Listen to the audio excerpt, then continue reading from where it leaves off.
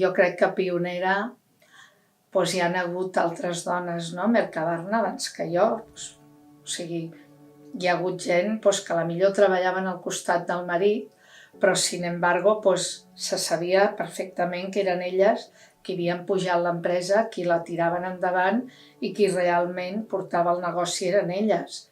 Que a la millor donava la cara al marit, donava la cara a l'empresa. Realment l'ànima de l'empresa eren elles i crec que no he sigut jo la primera. Per les dones que portem una empresa o que hem creat una empresa, jo parlo en el meu cas, jo crec que és una mica competència desleal, o sigui, no és una competència d'igual a igual, perquè, no sé, quan te'n vas a buscar remitents a Almeria o quan te'n vas a buscar remitents a València o en un altre lloc, evidentment, si ets una dona i vas sola, no és el mateix, encara que diguin que sí.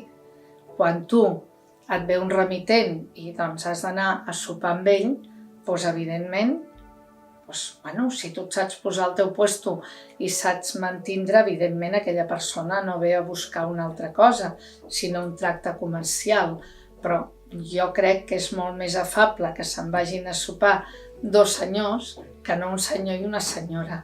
Amb tots aquests temes és totalment, no sé, et diria que jo crec que és competència no igual, però quan estem parlant de posar-te a la venda i de tractar amb la gent o de parlar per telèfon i de que t'enviïn gènere i tot això, realment és el mateix. O sigui, si tu et saps imposar i saps marcar les teves pautes, no tens cap problema.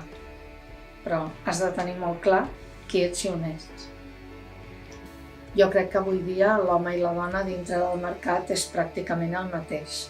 O sigui, una dona pot portar perfectament una empresa i pot ser gran i no passa res perquè sempre tens col·laboradors.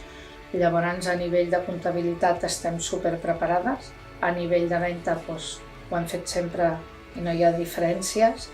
I en tots els casos jo crec que avui dia no hi ha cap diferència el que porti una parada una dona o un home, en aquest sentit.